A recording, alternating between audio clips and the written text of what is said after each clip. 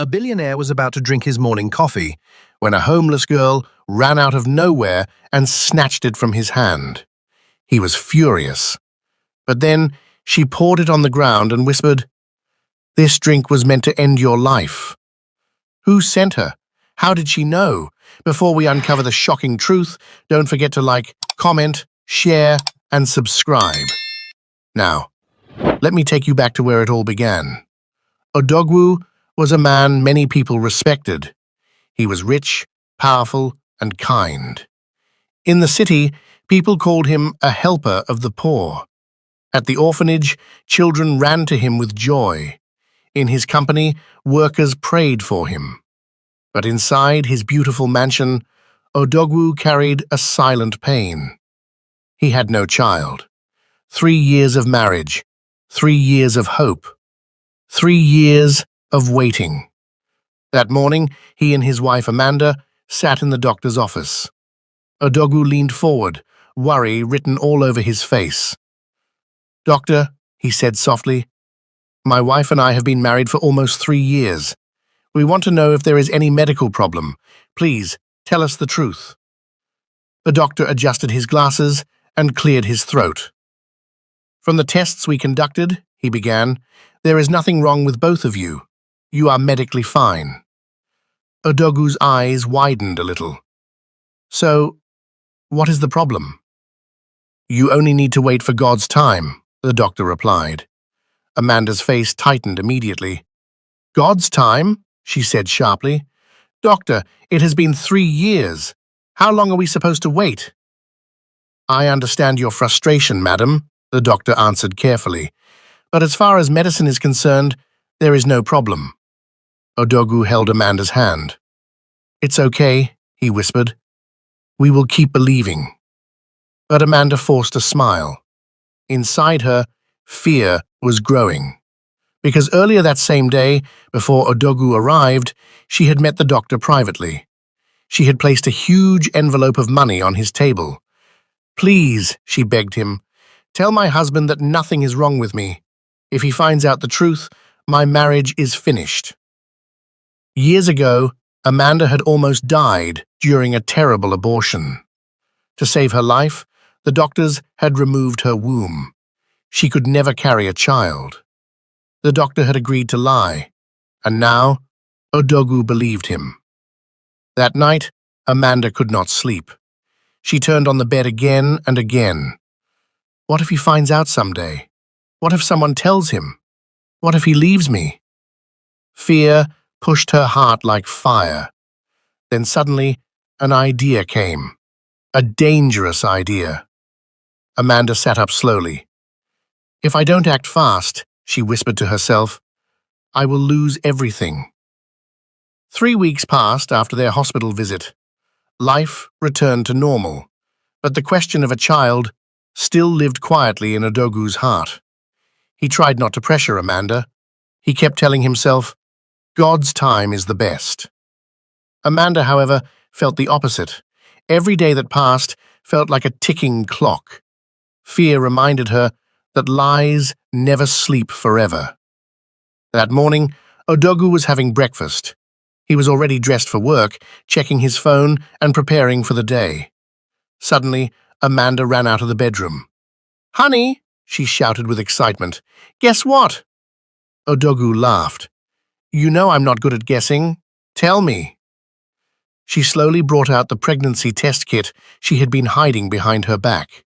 It showed positive. "I'm pregnant," she said. "You're going to be a father." For a moment, Odogwu could not breathe. "Are you serious?" he asked. Tears filled his eyes. He stood up and hugged her tightly. "I'm going to be a father," he repeated. "This is the best news of my life." He kissed her forehead. "We are celebrating tonight. From today, you will not stress yourself again. I will take care of everything." Amanda smiled, but her heart was beating fast. Because she was not pregnant, she had only bought time. As Odogwu drove to work, he felt like the luckiest man alive. He imagined carrying his baby, teaching the child to walk, hearing tiny footsteps in his house. When he entered his office, his secretary noticed the happiness on his face. "Sir," she said, smiling, "there is good news. Your company just won the contract for the Lagos to Calabar coastal road." Odogwu raised his hands to heaven. "Double blessing!" he shouted. He did not know that while he was celebrating, the foundation of his happiness was built on a lie. The news of the pregnancy changed everything in the mansion. Odogwu moved like a man walking on clouds. He smiled at everyone. He gave bigger tips to the workers. He even started coming home earlier than usual. Sometimes he would place his hand on Amanda's stomach and whisper softly, "My child, Daddy is waiting for you." Amanda would smile warmly whenever he did that. But the moment he turned away, the smile disappeared. Because inside her, there was no child. Only fear. Fear that grew bigger each passing day. Every morning, she woke up with one thought burning in her mind. What if the truth comes out? She watched her husband carefully now. She wondered how he would look at her if he ever discovered she had lied. Would he hate her? Would he send her away? Would everything she enjoyed disappear? The fear refused to leave. Then one morning, something happened that made her heart nearly stop. The gate opened. Amanda looked through the window and saw a young woman stepping into the compound with travel bags. Amanda frowned. "Who is that?" Before she could ask the guards, her phone rang. It was Odogwu. "Oh, honey," he said quickly. "I forgot to mention, Chidera is coming to stay for 2 weeks. She should be arriving this morning. Please make her comfortable for me." Amanda felt her throat tighten. "Your sister?" she asked. "Yes," he replied happily. "She's on holiday. I want her to spend time with us." Amanda swallowed. "All right," she said quietly. The call ended, but her heart did not calm down. Why didn't he tell me earlier? Why now, when I'm trying to protect my secret? Of all people, Chidera was someone Amanda did not want near her. She was quiet. She paid attention. And people who paid attention could discover things. Chidera entered the house with respect. "Good morning, sister-in-law," she greeted politely. Amanda forced a dry smile. "What are you doing here?" she asked. "I came to see my brother," Chidera replied. "School is on break." "You should have told me before coming," Amanda said coldly. "I told my brother," Chidera answered, confused. Amanda turned and walked away without another word. Chidera stood there for a moment, embarrassed. Then she carried her bags to the guest room quietly. Already, she felt like a stranger. From that moment, Amanda knew peace had left the house. Trouble had arrived. If Chidera stayed long enough, she might begin to notice things. And once she noticed, the lie could fall apart. That night, Amanda shook Odogwu awake. "Honey," she whispered, forcing tears into her voice, "I am not comfortable with your sister around me. I am pregnant. I don't want stress." Odogwu opened his eyes slowly. "She will only stay for 2 weeks," he said. "Please try to live in peace." Amanda lay back down, but inside her, something dark was forming. If peace would not remove Chidera, then something else would. The following days became a test. Amanda looked for reasons to be angry, but Chidera remained gentle. One morning, Chidera sat in the living room watching television. Amanda walked in and switched it off immediately. "Have you washed the plates in the kitchen?" she demanded. "Or should I, a pregnant woman, do all the work?" Chidera stood up at once. "I'm sorry. I will wash them now." No argument, no insult. Amanda felt frustrated. How do you destroy someone who refuses to fight back? That afternoon, Amanda sat alone, thinking deeply. The longer Chidera stayed, the greater the danger. Sooner or later, she might see through the act. Amanda's face grew hard. If she could not find trouble, she would create it. And when she did, Chidera would not survive it. In the living room, Chidera was arranging some clothes neatly. She was trying her best to be helpful. Even though Amanda treated her with coldness, she still respected her. When she saw Amanda pass, she greeted politely. "Good afternoon, sister-in-law." Amanda heard her, but she acted like she did not. She walked past without replying. Chidera slowly dropped her eyes. She felt unwanted, but she chose peace. "Let me endure," she thought. "I will soon go back to school." Amanda watched her from a distance. Her calmness annoyed her. Why couldn't the girl just misbehave? Why couldn't she give her one mistake she could use? Amanda needed a reason, but Chidera was not giving her any. By afternoon, Chidera was tired. She had cleaned the house, washed the dishes, and helped in the kitchen. She went to her room to rest and soon fell asleep. Amanda had been waiting for this moment. She quietly carried a bucket of water. She stood beside the bed and looked at Chidera. For a brief second, something like pity tried to enter her heart. But fear quickly pushed it away. She poured the water. Chidera jumped up, confused and frightened. "What happened?" she asked. Amanda exploded immediately. "So this is what you are doing?" she shouted. "Sleeping while work is waiting." "But I finished everything," Chidera replied. "I swear."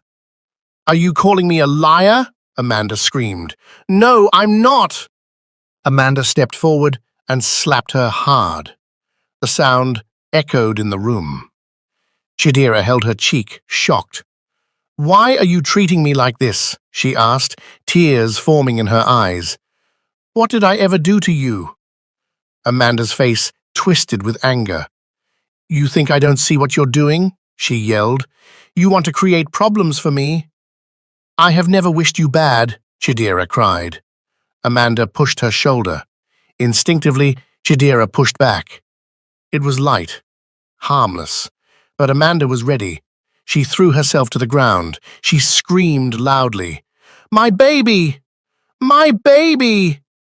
Then she pressed a small nylon she had hidden inside her clothes. Red liquid began to spread. Chidera's body went cold. "No, this is not true," she whispered. "You are pretending." But Amanda continued crying in pain. "You pushed me. You killed my child." She quickly called Odogwu. Her voice broke as she spoke. "Your sister pushed me," she sobbed. "I'm bleeding. I've lost the baby." Odogwu arrived like a storm. When he saw Amanda on the floor, he felt his heart tear apart. He turned to Chidera. His face was filled with anger. "What have you done?" he shouted. Chidera rushed to him. "Brother, please listen. She planned this." "Enough!" he roared. "What right did you have to touch my wife?" "It was a gentle push," she cried. "She is lying." But Odogwu was not ready to hear. Pain had taken control. "Pack your things," he said, his voice cold. "You must leave now." Chidera dropped to her knees. "Please believe me," she begged. "I would never harm her."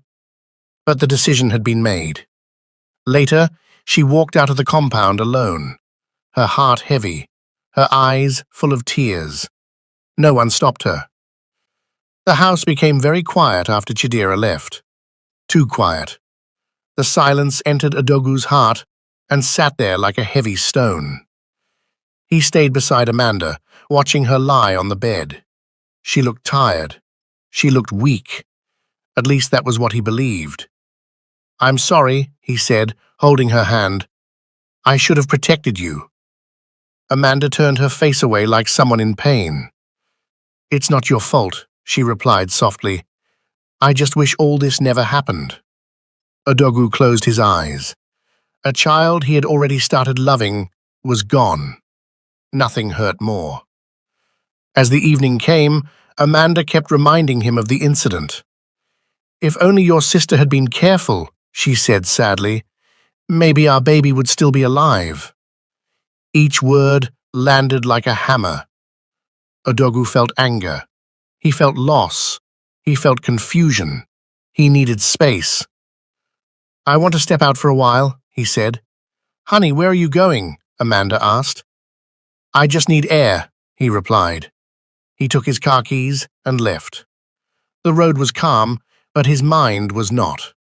Images kept playing in his head. The fall, the blood, the crying. He felt like a man who had failed his own family. He did not want to go back home yet, so he drove into the night and stopped at Beverly's bar. Inside, music was playing. People were laughing. Waiters moved from table to table. Life was normal there, but Udogu was not normal. He sat at the counter. "Give me something strong," he said. The drink burned his throat, but he welcomed the pain. One glass became two became three.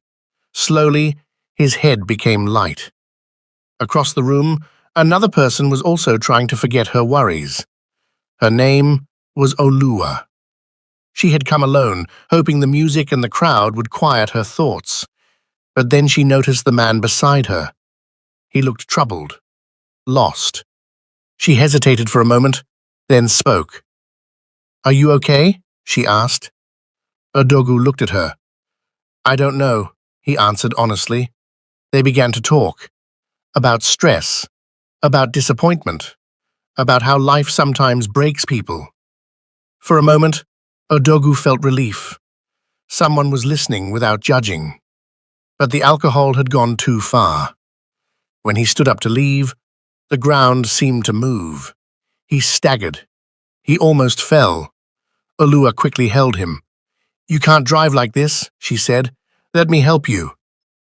Udogu was too tired to argue. He allowed her. That night, he slept in her house. Loneliness mixed with alcohol. Weakness defeated discipline. And the line he should never cross, he crossed. Morning came with sharp light. Udogu opened his eyes. The room was unfamiliar. He sat up immediately. His phone was on the table. 20 missed calls. Amanda. His heart began to race. "How did I get here?" he asked. "You were drunk," Olua replied calmly. "I didn't want you driving." Then Udogu noticed something. He looked at himself. Fear entered his chest. "Did we do anything?" he asked slowly. Olua did not lie. "Yes," she answered. Udogu stood up quickly. Guilt washed over him. What had he done? He dressed in silence. "I have to go," he said. Driving home, he could hardly breathe. How would he look at his wife? How would he hide this mistake? Amanda was waiting when he arrived. Her eyes were sharp. "Where were you?" she asked. "I called you all night." Udogu avoided her gaze. "I slept at the office," he lied. "I was troubled." Amanda kept looking at him. "I hope you are telling me the truth," she said. He nodded, but inside him, something had already begun, because he did not know. That night had planted a seed that would soon grow and change everything. Amanda did not know it, but her actions had already pushed her husband into another woman's arms, and that night of weakness had planted a living seed. A child was coming. Udogu tried to return to his normal life. He buried the guilt inside him and focused on work. But something strange began to happen.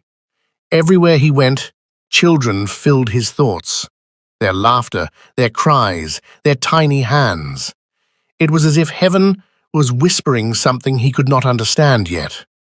On the first day of the month, Udogu followed a ritual he had kept for years. He visited the orphanage. He never missed it. Food items were unloaded from his vehicles: rice, beans, milk, clothes. The children gathered around him happily. Some held his legs, some hugged him. Their joy always gave him peace. The matron smiled. "Sir, may one of the children pray for you?" she asked. Udogu nodded. A small girl stepped forward. She closed her eyes and raised her tiny hands. "Father Lord," she prayed, "bless Uncle Odogwu. Let him hear the cry of babies in his house. Give him children that will fill his home with joy." "Amen," everyone shouted. Odogwu smiled, but something moved inside his chest. Why did those words sound different today? He waved goodbye and left the orphanage. On his way back, he stopped at the local market to buy fruits. As he stepped out of his car, he saw a poor girl sitting by the roadside with a plate in front of her. She looked tired, hungry. Without thinking twice, Odogwu dropped some money into her plate. "God bless you," he said kindly. Their eyes met. The girl stared at him in a strange way, like someone who could see what others could not. Then she spoke. "The Lord has heard your prayers," she said slowly. "You are going to be a father." Odogwu's body became still. A father? How could a stranger know the deepest desire of his heart? Before he could ask another question, the girl had already turned away. Confused, he returned to his office. He tried to concentrate on documents, but his mind refused. The girl's words kept echoing. "Your secret prayers." Then his phone rang. An unfamiliar number. He answered. "Hello, who is this?" "Mr. Odogwu," the voice said gently. "It's Oluwa, from that night." His heart skipped. "Yes," he replied slowly. "I'm pregnant," she said. Silence. Odogwu could hear his own heartbeat. "Pregnant?" he repeated. "Yes," she said again. "How did you get my number?" he asked, confused. "We exchanged it that night," she replied. Memory returned like thunder. Then the beggar's voice returned too. "The Lord has heard your prayers." "Are you sure?" Odogwu asked. "Yes," she answered, "but if you don't want it, I understand. I can terminate it." "No!" Odogwu shouted immediately. The idea cut him deeply. "No, please don't do that." There was a long silence between them. "How can I see you?" he finally asked. "I'll be at home this evening," she replied. "Number 5, Orange Drive, Festac." That evening, Odogwu drove there. His hands were shaking. When he entered, he looked at her carefully. "Are you truly pregnant?" he asked. "Yes." "How are you sure the child is mine?" "I have not been with any man for over a year," she answered calmly. "I am certain." Odogwu sat down slowly. For a long time, he had secretly feared something. What if he could never father a child? But now, here was life. Real. Growing. "Please," he begged her, "don't terminate this baby." Oluwa looked at him. "There is something you must know," she said. "In my family, it is a taboo to have a child outside marriage. If I give birth without a husband, my family will take the child. You may never have rights over him." Odogwu felt trapped. "So what are you saying?" he asked. "You must marry me," she said quietly. Odogwu leaned back. His head was spinning. A wife at home, a child on the way, and a choice that could destroy everything. He had prayed for a miracle. Now the miracle had arrived, but it came with fire. Odogwu did not sleep that night. Oluwa's words kept walking around inside his head. "You must marry me." He loved Amanda, but he also wanted the child. For years he had prayed for this moment. Now heaven had answered. But the answer came in a way he never expected. After many days of thinking, fear, and secret meetings, Odogwu made a decision. He married Oluwa quietly. No celebration, no announcement, only a few witnesses. He promised himself something. "I will take care of her. I will protect my child." Odogwu rented a comfortable house for Oluwa. He hired a maid to help her. He made sure she lacked nothing. Hospital visits, good food, medicines. Every time he visited, he would place his hand on her stomach with wonder. Inside, was the future he had begged God for. Sometimes he still could not believe it. Months passed quickly. Then one afternoon, his phone rang. "Sir," the maid said breathlessly, "Madam is in labor." Odogu did not even remember how he reached the hospital. He drove fast, praying under his breath. "God, please let them be safe." At the hospital, he walked up and down the corridor. Every minute felt like an hour. Sweat covered his forehead. His hands refused to stay still. Then finally, the door opened. A nurse came out smiling. "Congratulations, sir," she said. Odogu stopped breathing. "Your wife delivered safely. She had triplets." Odogu stared at her. "Triplets?" he whispered. "Yes," she said warmly. "2 boys and 1 girl." His legs almost failed him. Tears rushed into his eyes. 3 children at once. He covered his mouth and began to cry. For the first time in many years, Odogu felt complete. When he entered the ward and saw them, his heart melted. They were tiny, peaceful, perfect. He touched their fingers carefully. "My children," he whispered. But Odogu wanted certainty. He wanted to remove every possible doubt. So he requested a DNA test immediately. He had to be sure. Not because he distrusted Olua, but because peace of mind was important. When the result came, it was clear. The children were his. No argument, no mistake. Odogu laughed loudly. He raised his hands toward the sky. "Thank you, Lord," he said. Now he was truly a father. Yet, behind the joy, stood a mountain. Amanda. She did not know, and she would not accept it easily. But what choice did he have? These were his children. He must be part of their lives. A few days later, Odogu returned home. His face was serious. He asked Amanda to sit. "There is something I must tell you," he began. Amanda looked curious. "What is it?" she asked. "Did you buy me something?" Odogu swallowed. "I got another woman pregnant," Odogu said slowly. "She has given birth." Amanda felt the room spin. "That night, the night you lost the pregnancy," he continued, "I was not myself. I left the house heavy and confused," he said. "I went to a bar and drank more than I should have." He paused, choosing his words carefully.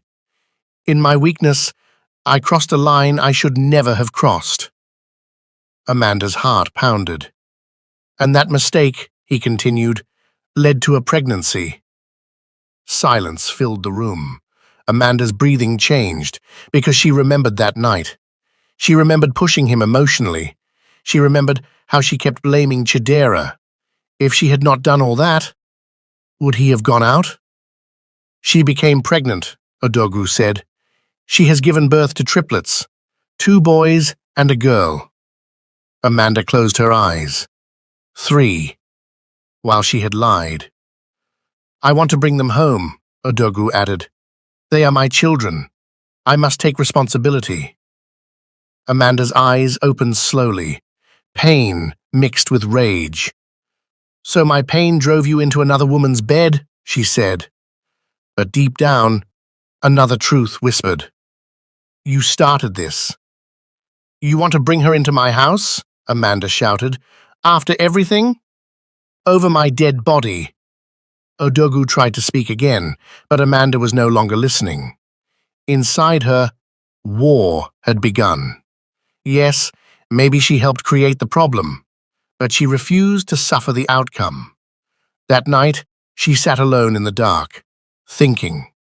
If fate wanted to punish her, she would fight fate itself, because love had left her heart, and something dangerous had taken its place. Amanda did not cry the next morning. She did not shout. She did not complain. Instead, she became quiet, very quiet. And when a wounded person becomes quiet, something dangerous is usually being born. All night